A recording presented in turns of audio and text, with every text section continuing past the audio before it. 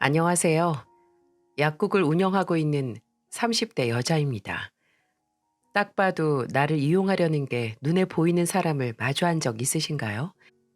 분명 나는 인간적인 호의와 배려로 다가갔는데 상대방은 무슨 금방망이 우려먹듯이 내게 본인의 이익만 챙겨가고 있었던 거죠. 10년간 수렁에 빠져서 간이고 쓸개고 다 빼앗길 뻔하다가 미끄러진 김에 쉬어간다고 충격적인 사건에 정신을 차리고 그 수렁에서 빠져나올 수 있었네요. 저는 어려서 아버지가 돌아가시고 어머니하고만 오래 살았는데요. 어머니와 가족이 둘뿐이라서 사이가 참 애틋했어요. 자연스럽게 학생 때부터 어머니의 딸이자 친구이자 보호자의 역할도 해서 제 일상은 어머니 중심으로 돌아갔습니다. 둘 다 가족에 대한 애착이 있어서 어머니께서도 마찬가지였고요. 그래서 그런지 어려서부터 만약 내가 결혼을 한다면 내 배우자는 내 가족에게 잘하는 사람, 가족을 소중히 할 줄 아는 사람이었네요. 우리 어머니를 본인의 어머니처럼 살뜰히 챙길 수 있는 그런 사람을 만나고 싶었죠. 저 또한 그 사람의 가족들에게 그만큼 잘할 거고요. 근데 그런 사람이 제게 나타났습니다. 제가 막 약대를 졸업해서 약사 국가고시, 일명 약사고시를 준비하고 있었거든요. 12월에 정신없이 공부를 하고 있는데 제 친구 중에 간호사인 애가 남자 한 명을 소개받아보라고 하는 거예요. 저는 이 시기에 무슨 남자냐, 시험 끝나고 만나도 안 늦는다고 하는데 친구는 이 남자는 아니라고 정말 괜찮으니까 너 시험 끝나면 이미 누가 채갔을 거라고 유난을 떨더군요. 시험도 중요하지만 옆에서 응원해주는 사람이 있으면 공부가 더 잘 될 거라는 친구의 말에 넘어가서 그냥 가볍게 만나보자 하는 생각에 소개를 받게 됐죠. 근데 정말 친구 말대로 왜 지금 만났나 하는 생각이 들 정도로 너무 괜찮은 사람인 겁니다. 졸업하자마자 국내 유명한 제약회사에 취업한 남자는 깔끔한 외모에 유머러스하고 서글서글한 성격이었죠. 옆에 있으면 사람이 참 설레고 편해져서 내가 시험만 앞두지 않았더라면 바로 만나보자고 했을 텐데 이런 안타까운 생각이 들 정도였어요. 공부하느라 몇 번 만나지도 못할 텐데 더 만나면 아무래도 서로 시간 낭비일 것 같아서 제가 한 달 정도 간간히 만나는 사이일 때 말을 한 번 꺼낸 적이 있었어요. 성규 씨, 근데 전 성규 씨가 정말 마음에 들긴 하는데 성규 씨도 들으셨던 것처럼 제가 국시를 준비하고 있어서요. 혹시 제가 시험 준비하는데 많이 방해가 되나요? 아니요. 방해라기보다는 제가 집중을 좀 못하기도 하고 또 공부하느라 안 그러려고 해도 성규 씨가 뒷전이 될 텐데 성규 씨도 연애 초반에 연인 시험 공부 뒤치다꺼리하기 뭐 하잖아요. 아니요. 저는 오히려 서영 씨를 도와줄 수 있어서 좋은데요. 네? 저를요? 사람이 공부만 하면 얼마나 외로워요. 저 많은 거 안 바래요. 그냥 서영 씨 밥 먹을 때 종종 같이 밥 먹고 서영 씨가 공부하다 지쳐서 누구한테 말하거나 그냥 옆에만 있고 싶다고 하면 제가 그 사람이 되고 싶은 것뿐이에요. 남들 다 하는 연애는 서영 씨 시험 다 끝나고 하죠 뭐. 내가 자신이 없으니까 여기서 그만하자는 말에 내가 두 사람 몫에 자신이 있다는 남자. 제가 그때 공부를 하느라 마음이 조급했던 게 있었는데 그 불안감이 싹 풀리더라고요. 그때 정말 바보같이도 어쩌면 이 남자랑 결혼도 할 수 있겠다라는 김칫국 사발로 먹는 생각도 했었네요. 뭐 나중에는 정말 그 사람과 결혼까지 하게 되긴 했으니 김칫국은 아니긴 했죠. 그렇게 저희는 연애를 시작했습니다. 그때 연애는 주로 제가 있던 독서실에서 데이트를 했어요. 제가 공부를 하면 남편은 옆에서 책을 보거나 그때 소소하게 준비하던 자격증 공부도 함께 했죠. 확실히 남편의 말대로 같이 공부를 하니까 공부를 오래 하면 찾아오는 외로움이 전혀 없더라고요. 같이 하니까 시너지도 생기고 좋았어요. 그뿐만 아니라 공부하느라 바쁜 저를 위해 남편은 저 대신 효녀 노릇도 톡톡히 했네요. 공부하는 기간이 긴 만큼 어버이날이나 어머니 생신을 제가 제대로 못 챙겼거든요. 고향에 계시던 어머니는 딸이 혼자 타지에서 공부하느라 바쁘니까 이해를 해주셨어도 제 마음 한편은 늘 편치 않았죠. 그래도 당장 끝내야 하는 공부량은 정해져 있고 저는 어머니 생신도 있고 그날도 오전부터 독서실에 처박혀서 공부에 매진했습니다. 그렇게 오전 공부를 끝내고 점심을 먹기 위해 휴게실로 갔죠. 밥 먹으면서 꺼둔 핸드폰 전원을 켜는데 남편에게서 문자와 함께 사진이 몇 개 와 있는 겁니다. 사진에는 남편과 어머니가 함께 경치가 좋은 레스토랑 같은 곳에서 식사를 하다가 찍은 것 같은 사진이 있었죠. 우리 서영이 대신해서 내가 이를 효자 노릇했지 라는 문자가 들어있었고 남편과 어머니는 언제 봤던 사이라고 사이좋게 마주 앉아서 사진을 찍는 휴대폰을 향해서 정답게 웃고 있었어요. 저는 당장 눈앞에 점심밥도 있고 놀라서 전화를 걸었죠. 여보세요? 어디야? 왜 우리 엄마랑 같이 있어? 아, 이제 봤어? 사진 보니까 점심 먹을 시간이네. 서영이 바쁠 것 같아서 내가 어머니 모시고 같이 식사하고 있었어. 어머님, 서영이에요, 서영이. 서영아, 밥 먹고 공부하고 있어? 아유, 점심시간 벌써 지났다. 잘 챙겨 먹으면서 공부하고. 우리 진짜 맛있는 조개찜집 왔지? 나중에 서영이도 같이 오자. 알고 보니까 공부로 스케줄이 빡빡해서 고향으로 내려갈 시간이 없던 저를 위해 본인 회사에 월차까지 써서 저희 어머니 생신날 고향으로 내려가 함께 식사를 한 겁니다. 보내온 사진을 보니까 남편이 어머니에게 드린 꽃다발과 화장품 세트까지 바리바리 싸서 갔더라고요. 나도 우리 어머니 생신을 못 챙겨드리는데 남편은 어머니랑 한 번 만난 적도 없으면서 저 몰래 연락을 해서 어머니의 생신을 챙겨드리고 있던 겁니다.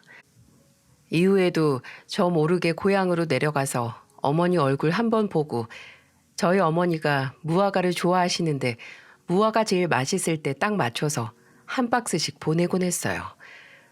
안 그래도 공부에 집중하느라 나는 하나도 해주는 게 없는데 남편의 배려와 노력에 고맙다 못해 너무 미안하기도 했었어요. 제가 정말 남편과 결혼을 해야겠다 결심을 했던 일이 있었는데요.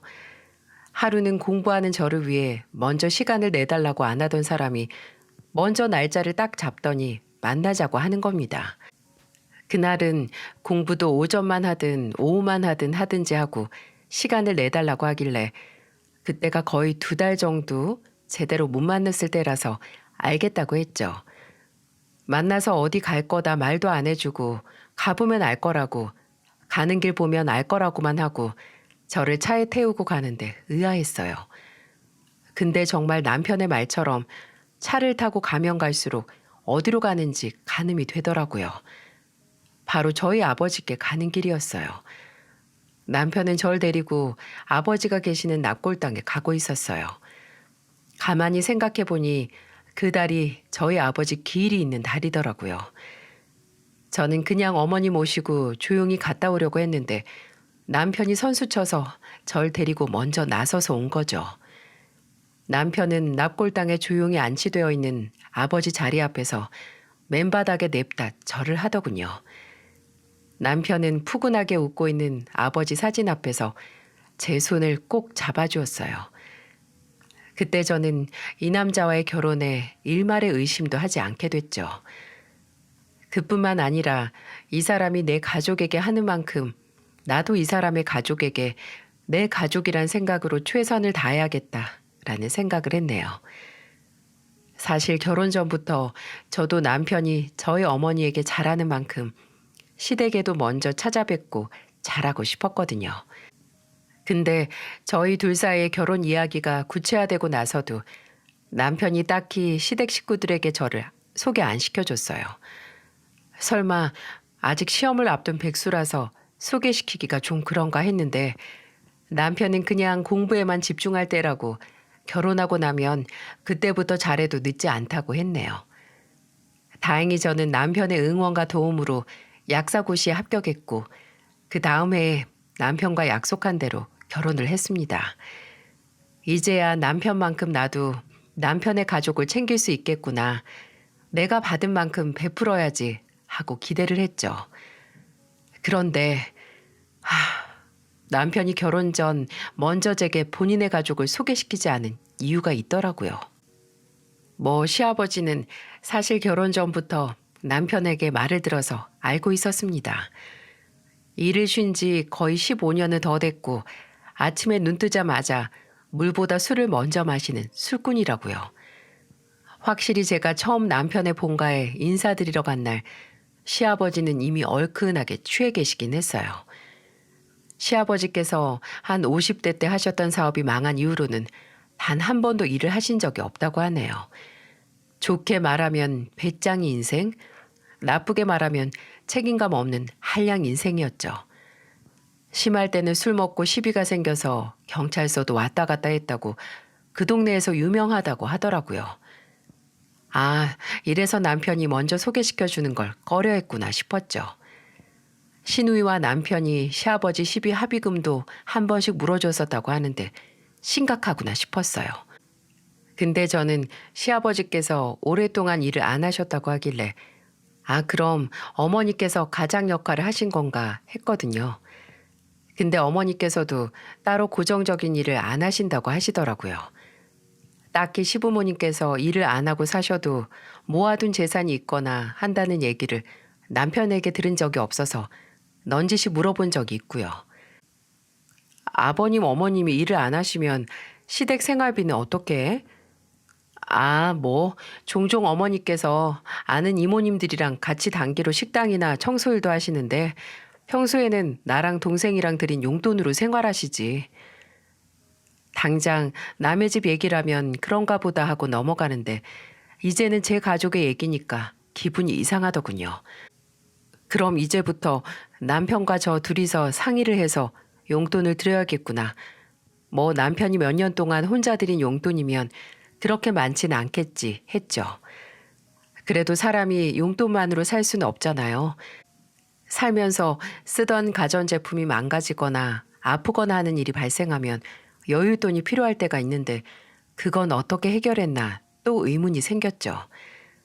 근데 결혼 후에 시댁에 갔다가 그 의문이 풀렸네요. 시댁 주방에서 시어머니와 점심을 준비하고 있는데 주방에 있는 식기세척기, 냉장고, 전자레인지 등등 모든 가전제품들이 굉장히 새 것들인 거예요. 심지어 다 브랜드를 맞춰서 같은 시기에 바꾼 것 같길래 시어머니에게 말씀을 드렸죠. 어머님, 근데 주방에 있는 가전제품들이 다 새 것 같이 보여요. 재작년인가 봤던 모델 같은데 맞죠? 맞아. 이거 다 바꾸려면 돈 꽤 줬겠어요. 다 둘째가 해준 거야. 아가씨가요? 그래, 내가 몇 달을 졸라서 겨우 해줬다니까. 나 아는 친구 집에 갔다가 주방에 아주 깨끗한 것들만 있는 걸 보고 왔더니 우리 집 주방이 너무 꼴 보기가 싫은 거야. 우와, 아가씨 진짜 통 크네요. 초등학교 교사면 월급이 주방 가전제품 다 바꿔줄 정도로 여유롭진 않았을 텐데. 걔가 나 닮아서 통도 큰데 또 돈도 알뜰해서 잘 모아. 근데 걔 작년에 시집가고 나서 이런 것도 다 끝났지 뭐. 지 서방이 눈치 준다고 이제 용돈도 안 줘. 그때 시어머니의 말투가 굉장히 기억에 남는데 주방 제품을 싹 바꿔준 착하고 통큰 딸에 대한 고마움보다는 결혼하고 용돈을 끄는 딸에 대한 원망이 더 커 보이더라고요. 솔직히 결혼하고 나서는 생활비 쓰기 자유롭지 않을 거고 제가 알기로는 교사로 일하기 전부터 알바해서 집에 생활비 보탰다고 하는데 얼마나 더 받아야 속에 차신다는 거지? 하고 속으로 미심쩍은 기분이 들었어요. 근데 그 뒤에 붙은 말이 더 소름 끼쳤습니다. 그래도 이제 돈 잘 버는 며느리 와서 다행이지. 교사한테 받아봤자 우리 약사 선생님한테 받는 것만 하겠어. 이번에 내가 집에서 우리 며느리 약국 낸 방향으로 물 떠다 놓고 절했다니까. 돈 많이 벌게 해달라고. 저는 이때 알았습니다. 아, 매번 시댁에 간과 쓸개 다 주던 신우의 역할을 이제 내가 대신 할 수 있겠다 하고요. 그리고 그 생각은 절대 비껴가지 않았네요.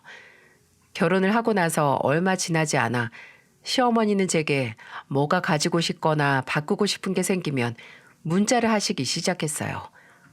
어찌나 핸드폰을 잘 다루시는지 그 물건을 파는 인터넷 링크를 복사해서 제게 보내셨고요. 처음에는 부담스럽지 않은 물건이면 사서 보내드렸습니다. 어디 놀러 갔다가 지인이 휴대용 냄비 세트를 가져왔는데 너무 좋아 보이더라. 여기서 세일이니까 하나 사달라고 하셔서 보내드렸고, 옆집 아줌마가 목에 진주 목걸이를 청 메고 다니는데 너무 예쁘다고 하셔서 또 하나 해서 보내드렸어요. 심지어 시아버지는 아는 사장 하나가 금팔찌를 해서 하고 다닌다고 생신날 그걸 선물로 달라고 하시더라고요. 딱 봐도 아시겠죠? 시부모님들은 주변 사람들이 뭐 하나 좋은 걸 갖고 있으면 본인들도 그걸 가져야만 직성이 풀리는 분들이셨어요. 아니, 사람이 사치 좀 부릴 수 있죠. 근데 그걸 너무 당연하게 제게 바란다는 게 문제였어요. 하지만 참을 수 있었어요. 남편은 결혼 전부터 저희 어머니에게 너무 잘했으니까요.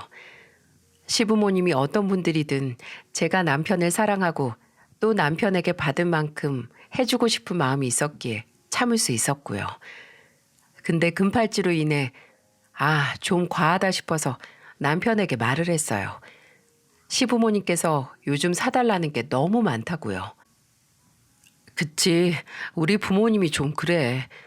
솔직히 지금까지 나랑 동생이랑 들인 돈으로도 충분히 생활하면서 사실 수 있었는데 아버지는 술, 어머니는 허영심 채우느라 얼마를 들여도 늘 부족하다고 하셨지. 미안해 여보. 내가 아무리 우리 부모님이라고 해도 결혼 전에 어느 정도 부모님이랑 말을 했어야 하는데 이제라도 내가 잘할게. 남편은 이렇게 말하고 시부모님께 약속을 받아냈어요. 이제부터 딱 정해진 용돈만 받고 더 이상 요구하지 않는다고요. 가지고 싶은 물건은 생신이나 어버이날 같은 기념일에만 받고 혹시 시댁의 가전제품이나 필수품 같은 게 고장났을 경우 수리가 안 될 때 새 것으로 산다고 말이죠. 시부모님은 두 분 다 한마디씩 투덜거리셨지만 그래도 그거라도 못 받을까봐 동의를 하셨어요. 그냥 동의하신 것도 아니고 용돈을 매달 20만 원씩 더 받는 조건으로 말이죠. 그래도 하루 걸러 하루 가지고 싶은 물건 링크를 문자로 받는 것보다는 싸게 먹혔다 싶었어요. 남편은 늘 제게 아니 우리 장모님은 정말 아무것도 원하는 것도 없으시고 뭐 하나 사드리려고 해도 마다하시는데 왜 우리 부모님은 당연하게 생각하다 못해 더 원하실까? 라고 말했습니다. 그러면서 저와 장모님께 늘 죄송하고 감사드린다고도 했고요. 그래도 일단 시아버지 생신이니까 그렇게 원하시는 금팔찌를 해드릴까 생각을 했었네요. 약속한 대로 원하는 물건이 있으면 기념일에 받기로 하셨으니까요. 금은방이라도 가야 하나 하고 있는데 신우이에게 전화가 한 통 걸려왔어요. 여보세요? 네, 언니. 지금 통화 가능하세요? 그럼요. 무슨 일이에요? 오랜만에 전화한 신우이는 제게 시아버지 생신인데 따로 선물하지 않고 그냥 돈 모아서 상품권이나 드리는 게 어떠냐고 묻기 위해 연락을 했다고 하더군요. 저는 안 그래도 아버님 생신 선물 생각하고 있었는데 이전에 아버님이 금팔찌 말씀을 하셨다. 원하시는 게 있으니까 돈 모아서 차라리 그걸 해드리는 게 어떻겠냐고라고 했죠. 신우이는 그 말에 좀 주춤하더니 이내 알겠다고 하더라고요. 그리고 이런 말을 덧붙였죠. 언니, 우리 부모님 때문에 걱정 많으시죠?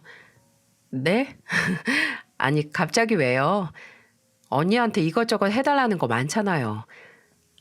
그렇긴 했는데 이번에 약속하신 다음에는 안 그러세요? 언니, 우리 부모님 응석 다 받아주지 말아요. 언니가 정말 고생해요. 아무리 우리 부모님이라고 해도 내가 다 겪어보고 말하는 거니까 꼭 기억하세요. 하나를 들어주면 세 개, 네 개 더 들어달라고 하는 게 우리 부모님이니까요. 내가 우리 부모님 사치에 치여서 대출까지 받았잖아요. 이제 결혼해서 어느 정도 남편 얘기, 시댁 얘기하면서 피하지만 이제 언니한테 나한테 하던 거 그대로 할까봐 걱정돼서 그래요. 신우이는 이렇게 말한 뒤에 선물은 금팔찌 하나로 딱 끝내자 다음에 더 좋은 거 달라고 하지 않게 비싼 걸로 하지 말자고 한 뒤에 전화를 끊었죠. 결혼 전에 신우이가 시부모님에게 등골 빼먹혔던 건 알았어도 대출까지 받았던 건 몰랐는데 상황이 내 생각보다 더 심각하구나 했죠. 그래도 남편과 시부모님에게 약속까지 받아냈는데 더 나빠지진 않을 거라고 생각을 했어요. 근데 용돈이나 선물 문제는 일단락 됐다고 해도 또 다른 문제가 없었을까요? 시부모님은 정말 별의별 방법으로 제게 무엇이든 받아내려고 했습니다. 어느 여름날 가게를 닫고 퇴근을 했는데 현관문을 열자마자 방치된 여름 집안의 열기가 아니라 시원하다 못해 추운 에어컨 냉기가 저를 덮치더군요. 그때가 첫째를 낳은 후였는데 첫째는 유치원 여름 캠프를 가서 집에는 아무도 없었을 거거든요. 남편은 저보다 원래 늦게 퇴근하고요. 설마 아침에 출근할 때 에어컨을 안 끄고 출근을 했나 해서 헐레벌떡 거실로 들어갔는데 맙소사 시부모님께서 저희 집에서 아주 휴양을 즐기고 계시던 게 아니겠어요? 에어컨도 23도까지 내려가서 집안이 아주 냉골 수준인데 어머니는 거실 소파에 대자로 들어누워서 바닥에 손주 간식들 다 꺼내와서 TV 보면서 드시고 계셨고 시아버지는 주방 식탁에서 반찬들 다 꺼내서 그걸 안주 삼아 이미 소주 3병은 까서 마시고 계시더라고요. 그냥 그 광경만 보고서 기절해버리고 싶었습니다. 어머님, 아버님. 아이고 왔냐? 아니 우리 집이 너무 더워서 왔어. 아니 두 집에 에어컨 다 키면 전기세 낭비잖니. 그래서 미리 와서 집 시원하게 만들어놨다. 밖에 많이 덥지? 얘 새아가 너 반찬 미리 안 만들어놨냐? 안주로 좀 먹었더니 벌써 동이 나네.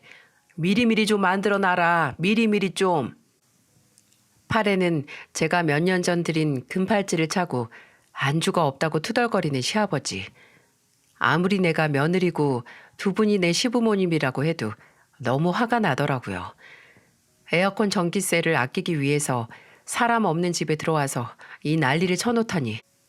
그 자리에서 당장 화는 못 내고 조용히 시부모님께서 늘어놓은 난장판을 정리하기 시작했어요. 그날은 그렇게 조용히 지나갔습니다. 집에 온 남편이 화를 내긴 했지만 저는 별말 하지 않았어요. 떠나시면서 시부모님이 양손에 세제 새것 한 통, 안 딴 와인 하나 챙겨가는 것도 그냥 보고 말았어요. 그리고 나중에 첫째가 캠프에서 돌아온 주말에 시댁으로 갔어요. 첫째에게 미리 오늘 가서 할머니한테 맛있는 거 많이 달라고 해. 영우가 먹고 싶었던 거 다 해주시던데. 라고 말을 해놨고 이게 엄마의 거짓말이라는 걸 모르는 애는 시댁에 가자마자 바로 배고프다고 밥 달라고 노래를 불렀어요. 저희 첫째가 우량아로 태어나서 타고난 대식가거든요. 뱃속에서 이미 너무 커서 제왕절개를 할 수밖에 없었고요. 어린이집에서도 웬만한 성인 여성만큼 먹는 앤데 그 애가 배고프다고 하니 시댁 밥통은 다 털리는 날이었죠.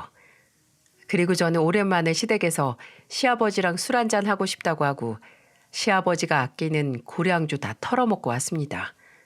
너무 유치한 복수죠. 네, 알아요. 하지만 고량주 빈병 보고 허탈한 표정을 짓는 시아버지의 표정을 보고 나니까 속이 좀 풀렸어요. 너무나 당연하게 며느리 집에 와서 사리사욕 다 챙겨간 시부모님께 똑같은 수준으로 대갚아주고 싶었거든요. 그래도 똑같은 짓을 보면 좀 반성을 하지 않을까 해서요. 또 한 번은 약국에서 일을 하고 있는데 딸랑거리는 차인벨 소리와 함께 낯익은 얼굴이 약국 안으로 들어오는 거예요. 어서 오세요. 아버님. 시아버지께서 또 술을 한잔 하신 건지 거하게 불그스름한 얼굴로 친구로 보이는 두 분과 함께 제 약국으로 들어오시는 겁니다. 아, 다들 앉아. 앉아. 뭐 필요한 건 없어? 여기 우리 며느리 약국이야. 아이고, 며느리가 약사라니 평생 약값 걱정할 일은 없겠네. 당연하지. 뭐 다들 뭐 하나 마실래? 예, 서영아. 여기 비타민 들어간 음료 좀 3개 내와라. 무슨 다방에 오신 건가요?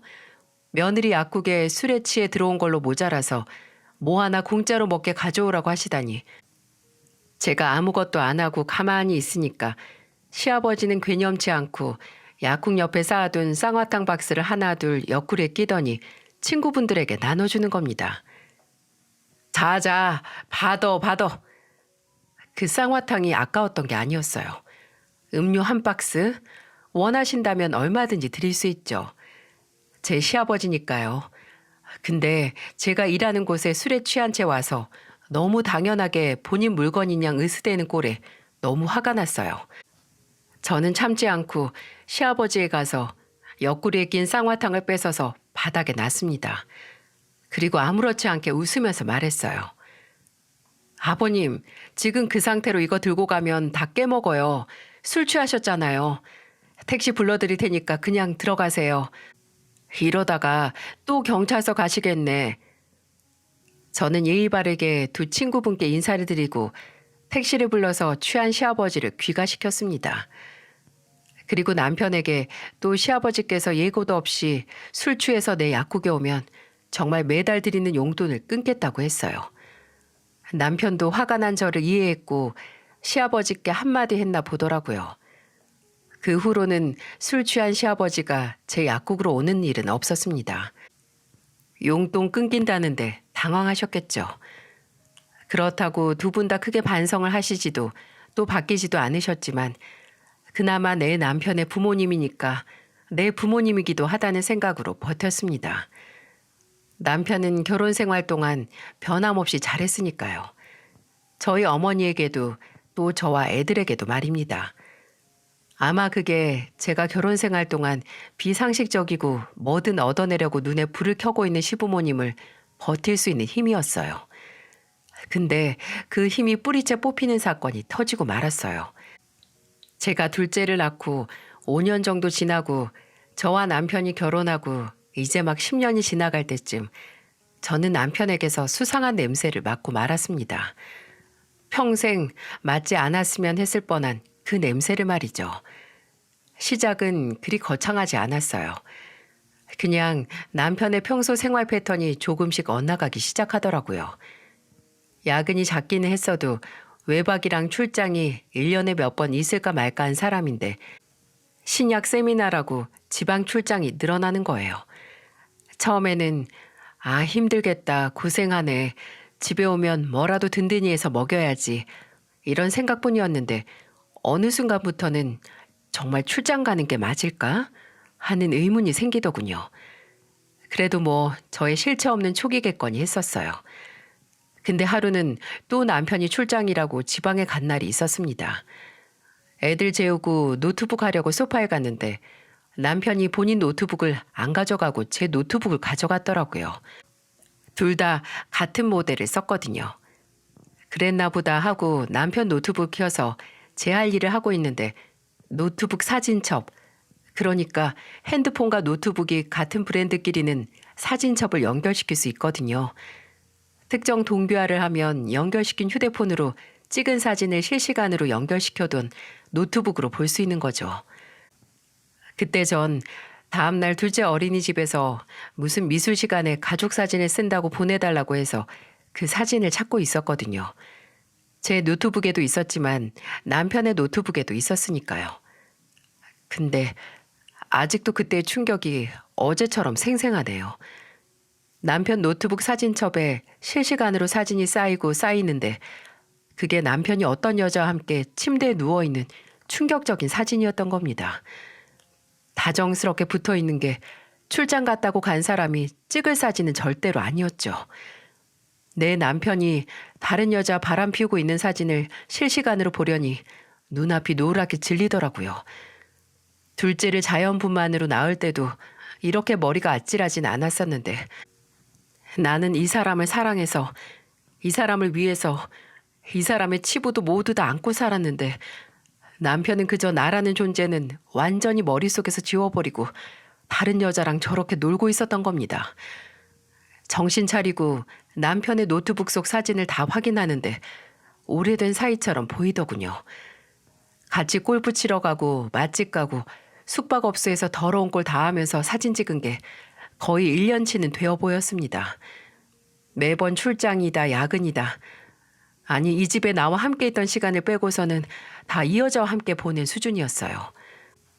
이 인간을 눈앞에 앉혀놓고 벼락이라도 맞게 하고 싶었지만 그때 제가 할 수 있었던 일은 조용하고 침착하게 증거를 수집하는 일뿐이었어요.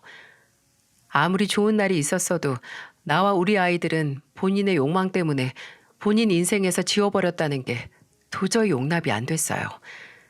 그래도 본인 부모와는 다른 인간이라고 생각했는데 본질은 똑같이 이기적인 인간이었던 것에 큰 배신감을 느꼈고요. 하지만 사진첩의 사진만으로는 부족했어요.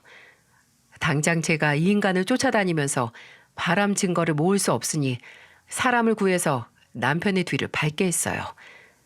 일상생활에서 밥 먹듯이 바람을 피우고 있었다는 증거를 찾고 싶었으니까요. 흥신소에 의뢰한 뒤에 더 충격적이었던 건 바람을 피우는 상대 여자는 유부녀의 꽤 큰 규모의 병원에 소속된 의사였다는 거예요. 그 인간 꼴에 능력 있는 전문직 여자만 만나는 게 보여서 제 속이 얼마나 비틀리던지. 저는 증거가 어느 정도 모였을 때 남편이 퇴근하기 전에 짐을 쌌습니다. 제 짐이 아니라 남편의 짐을 말이죠. 필요한 것들만 사서 현관에 트렁크백 2개로 만들어 내놓고 남편을 기다렸죠. 점심때 미리 일찍 들어오라고 남편의 문자를 남겨놨거든요. 남편의 귀가 시간은 점점 다가오고 그만큼 제 심장 소리도 점점 커지는 기분이었죠. 그리고 띠릭하고 도어락 열리는 소리가 들렸고 저는 남편이 현관으로 머리통을 들이자마자 남편 얼굴에 손에 있던 사진을 뿌려버렸어요. 그 인간이 바람피고 있는 사진들을 말이죠. 이게 뭐야? 여보, 뭐 하는 짓이야?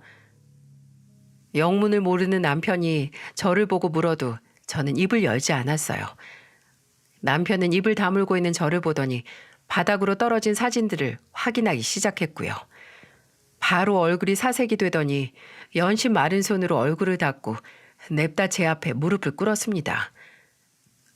여보, 미안해. 내가 정말 미안해. 잘못했어.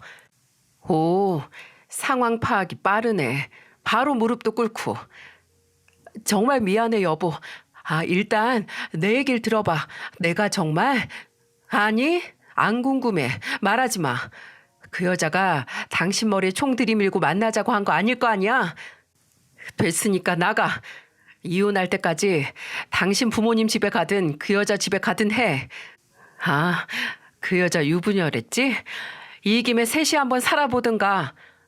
여보, 진짜 나 이렇게 보낼 거야?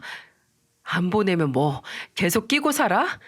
나랑 애들 머릿속에서 싹 지우고 다른 여자랑 행복하게 있었던 당신을? 나 그 정도로 비위 안 좋아. 난 정말 당신이 나하고 우리 애들하고 우리 엄마한테 최선을 다하는 모습 때문에 사랑했던 건데 그게 다 거짓이었어. 당신은 내가 그런 당신 믿고 당신 대신에 시부모님 상대해서 편했지. 당신도 당신 부모님이랑 똑같아. 욕망에 눈멀어서 이기적인 선택만 하는. 나가. 당신 얼굴 더 보고 있고 싶지 않아. 시간 낭비 그만하자. 저는 현관에서 꿋꿋하게 버티는 남편을 문을 열고 밀쳤어요. 가방도 다 집어서 던지고 문을 걸어 잠그고 보조 잠금 장치까지 걸고 들어와서 털썩 주저앉았어요. 제 인생의 커다란 부분을 누가 도려낸 것 같은 기분이었죠. 근데 제가 이혼 절차를 밟기도 전에 또 한 번 제 속을 뒤집는 일이 터졌습니다. 남편을 집에서 쫓아낸 후 다음 주 주말에 시부모님이 찾아오셨더라고요. 그때는 아직 저희 어머니에게도 시부모님에게도 저희가 이혼할 것도 남편의 바람 사실도 말 안 했을 때였거든요. 아무것도 모르는 시부모님은 그저 점심같이 하자고 앞에 있는 순댓국집에서 포장해 와서 찾아오신 거였죠. 제가 아직 가족들에게 말할 준비가 안 되기도 해서 그냥 음식 포장한 거 다 뜯어서 애들과 시부모님과 다 같이 식사를 했습니다. 예, 근데 성규는 어디 갔니? 집에 없는 것 같은데 토요일에도 일하러 나갔니? 네? 아, 네. 아침 일찍 나갔어요. 어머, 그래. 걔가 고생한다. 아, 남자가 주말 없이 일하는 게 뭐 대수라고. 이 국이나 한술 더 떠봐라. 지나가는데 냄새가 아주 죽이더라고. 안 사올 수가 있어야지. 어쩌면 시부모님과 얼굴 보고 먹는 마지막 식사일 수 있다는 생각에 뭔가 싱숭생숭했어요. 그냥 별말 없이 밥만 먹었죠. 그래도 나 생각해서 주말에 음식도 포장해 오셨구나 속으로 생각하고 있는데 시어머니가 국그릇을 거의 비워내시고 뭔가 쭈뼛쭈뼛 하시더라고요. 마치 제가 언제 다 먹나 눈치 보는 사람처럼요. 그게 제 착각이 아니었던 게 제가 다 먹고 입가심으로 물을 먹고 있으니 시부모님이 서로 눈을 마주치더니 시아버지는 목을 크게 가다듬으시고 시어머니는 입맛을 한번 다시더니 드디어 입을 여시더라고요. 예, 내가 너한테 주영이 엄마 얘기한 적 있나? 왜 예전에 너 집에 왔다가 본 적이 있을 텐데. 아니요, 잘 기억은 안 나는데요. 그래, 아무튼 이번에 전셋집으로 이사를 갔거든. 저번 주에 집들이 한다고 불러서 가보니까 너무 좋더라고. 그래, 아주 깔끔하게 집주인이 리모델링까지 싹 했는데 참 사람이 어느 정도 나이가 지긋해지면 그런 집에서 살아야 우울해지지 않는 것 같아. 그렇지? 맞지. 나나 이 양반처럼 조금 있으면 80인 사람들이 아직도 다 쓰러져가는 빌라에 사는 게 영 그렇지. 저는 그 순간 아 이게 뭐지? 설마 내가 예상하는 그 얘기를 꺼내려고 하나 했습니다. 근데 아니나 다를까 내가 아는 사람이 부동산을 하는데 요번에 전세로 좋은 매물이 나왔다는 거야. 이게 3억짜리인데 이 가격에 그 아파트면 거의 거저래요, 거저. 그래서 그런데 너 우리 전세 자금 3억만 해줄 수 없니? 세아가 우리가 너한테 우리 명의로 덜컥 해달라는 거 아니다. 세아가 네 이름으로 하고 우리가 살면 어떠냐 싶은 거지. 우리가 그렇게 염치 없는 사람은 아니에요. 그래, 너 지금 약국도 잘 되고 돈 잘 벌 때 우리가 이런 부탁을 하는 거지 언제 하니? 그래도 우리 성규보다는 네가 잘 버니까 너한테 먼저 말하는 거야. 예, 어차피 우리가 산다고 해도 네 집이다. 우리 명의로 안 하고 네 명의로 해도 돼. 그리고 지금 사는 빌라 처분하면 그래도 1억은 나오는데 그 돈 있으면 나도 이 양반도 더 이상 너희한테 손 안 벌리니까 오히려 너희가 더 편할걸? 그런 기분 아시나요? 상대방이 너무 당연하고 자연스럽게 말해서 내 상식이 흔들리는 느낌 말이죠. 딱 그거였네요. 마치 저를 위해주는 것처럼 선심 쓰는 사람들처럼 말을 하는데 입에서 절로 정말 대박이네 하는 말이 튀어나오더군요. 저는 옆에 앉아서 밥을 싹싹 긁어먹던 애들에게 말했어요. 영우야, 시연아, 방에 들어가서 만화 봐. 오늘은 하루 종일 봐도 돼. 소리도 크게 해서 봐도 되고. 만화를 하루 종일 봐도 된다는 제 말에 애들은 바로 뛰어서 방으로 들어갔고 저는 제 얼굴을 얼토당토하지 않은 기대에 차서 쳐다보는 시부모님 얼굴을 봤습니다. 방 안에서는 애들이 킨 만화 소리가 흘러나왔고 저는 그와 동시에 입을 열었죠. 정말 가지가지들 하시네요. 무슨 3억? 제가 300억이 있다고 해도 두 분한테는 절대 안 드려요. 아니 3,000원도 아까워서 안 주지. 제 고함에 두 사람은 영문을 모르고 당황해했습니다. 저는 말할 틈도 주지 않고 속사포로 말을 했죠. 아들은 바람나서 아내랑 애들 나 몰라라 하고 그 부모는 며느리한테 와서 전세자금 해달라고 손 벌리는 게 참 여러모로 부모랑 자식이 꼭 닮았네요. 어머님 아버님 지금 두 분 아들이 밖에서 무슨 짓을 해서 어떤 상황인지 모르시죠? 몰라서 그러겠죠. 네. 저는 당장 주방에 있던 제 가방을 가져와서 안에 든 사진을 던졌습니다. 시부모님은 갑자기 쏟아지는 사진 세례에 눈도 못 뜨고 당황했네요. 그리고 그 사진을 슬며시 보더니 서로 입도 못 다물고 놀라더군요. 네, 맞아요.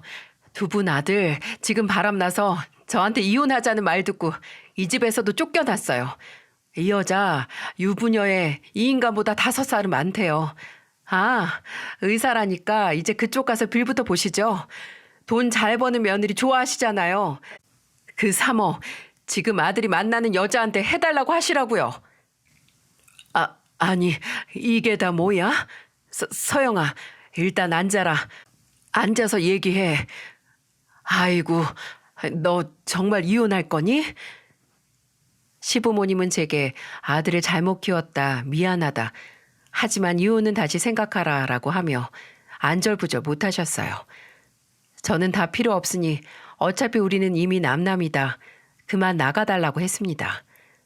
시부모님은 끝까지 현관을 나가면서 본인들 아들 한 번만 봐주라고 너 없으면 우리는 어쩌냐고 하시는데 딱 봐도 저에게 미안하고 상황이 안타깝기보다는 돈 잘 버는 며느리 잃는 게 두려워서 하는 말인 게 제 눈에 다 보였죠. 그 후로 저는 바로 이혼 절차를 밟았습니다. 친정엄마에게 제 이혼과 남편의 외도 사실을 밝히니 3일 내내 앓으셨어요. 처음에는 아예 믿지도 못하셨고요. 그렇게 예뻐하던 박서방이 내 딸과 손주를 두고 외도라니. 제가 더 이상 설명하기 지쳐서 사진을 확인시켜드리니까 뭔 새끼, 구워 삶을 새끼 하면서 욕이란 욕은 다 하셨어요. 이혼 변호사에게 제가 갖고 있는 증거를 모두 넘기고 3가지만 요구했습니다. 애들의 단독 양육권과 양육비, 또 재산 분할 시에 전적으로 제게 유리한 조건으로 말이죠. 어차피 바람도 그 인간이 피웠고 그때 살던 집 대출금도 거의 제 수익으로 갚고 있었던 터라 어렵진 않았어요. 근데 어쩐지 개운치가 않더라고요. 이혼은 어차피 예상된 수순이었는데 제 가슴에 뻥하고 뚫린 배신감과 상처는 어떻게 하지 싶었어요. 당장 그 인간이 처량하고 쓸쓸하게 말라 죽어가는 모습을 보고 싶은 정도의 분노였습니다. 유부녀라는 그 여자한테도 상간녀 소송을 했지만 성에 차지 않았어요. 당장 저는 남편을 잃고 제 자식들은 아빠를 잃었는데 저 두 연놈은 그것보다 배는 더 알아야 수지타산이 맞지 않겠어요? 저는 처음에 의뢰했던 흥신소에 다시 연락을 했어요. 그리고 웃돈까지 얹혀주면서 부탁했습니다. 그 여자가 일하는 병원에서 전단지 좀 나눠주라고요. 혹시 경찰이 오거나 벌금을 낼 경우에는 내가 다 부담하겠다고 말했어요. 흥신소 직원은 이런 일은 원래 안 한다고. 근데 나도 자식이 있고 결혼을 한 입장에서 이해가 돼서 이번 한 번만 해주겠다고 했어요. 그리고 저는 따로 그 여자가 일하는 병원 원무과에 메일을 보냈죠. 전 남편과 그 여자가 바람 피우는 사진을 30장 정도 첨부해서 두 인간이 욕망에 눈이 멀어서 지금 한 가정이 파탄이 났다. 사람을 치료한다는 의사가 한 가정 자체를 치료도 못할 만큼의 상처를 줬으니까 병원 이미지를 생각해서 당장 해고시키라고요. 병원에서는 의외로 침착하게 대응하더군요. 제 메일을 받고 사실관계 확인 중이라고 단메일이 오기도 했어요. 그 여자는 제가 흥신소 직원을 써서 며칠 병원 앞에서 전단지를 뿌리고 나니까 연락이 오더군요. 변호사를 통해서 연락을 했는데 당장 상간녀 소송 위자료를 줄 테니까 사람 좀 치워달라고요. 지금 병원에서도 잘릴판인데 이 소문이 더 커지기 전에 다른 데서 개원을 해야 하니까 제발 전단지 좀 그만 뿌리라고요. 지금 그거 수거하는데 정신이 없다고 하더라고요. 명예훼손 소송 안 할 테니까 이쯤 하자고. 나도 먹고 살아야 하지 않겠냐고 하더라고요. 저는 그 여자가 병원에서 잘렸다는 소식을 듣자마자 흥신소 직원들을 철수시켰어요. 흥신소 직원들에게 쓴 만큼 그 여자에게서 위자료를 받았으니 뭐 잃은 거 없이 얻은 게 더 많은 결과인 것 같네요. 그 여자의 해고 소식보다 더 기분이 좋았던 건 바로 전 남편이 회사를 그만뒀다는 소식이었어요. 참, 발 없는 말이 천리 가고 소문이 한 번 돌면 무섭게 퍼진다는 건 익히 알았지만 이미 그 업계에서는 전 남편과 그 여자의 사이가 거의 공식적이었더라고요. 그도 그럴 것이 그 둘이 처음 만난 게 약 관련 세미나였고 그 후에도 세미나나 출장 명목으로 둘이 붙어 다녔으니 여기저기 소문이 돌았던 거죠. 근데 그 여자가 이번에 불륜으로 병원에서 잘렸으니 전 남편도 회사에 소문이 싹 돌아서 지가 창피해서 그만뒀더라고요. 참, 그냥 버틸 용기도 깡도 없는 인간이 무서운 줄도 모르고 그 좁은 업계 관련 사람을 만났는지 이해가 안 가더군요. 지는 이런 일을 저질러도 괜찮을 거라고 생각했는지 원. 제가 새로운 집으로 이사를 해서 애들과 새 출발을 준비하고 있을 때쯤 전 남편에게서 구질구질한 연락이 오더라고요. 처음에는 양육비 관련 얘기라고 해서 받았는데 알고 보니 우는 소리 하려고 전화했던 거더군요.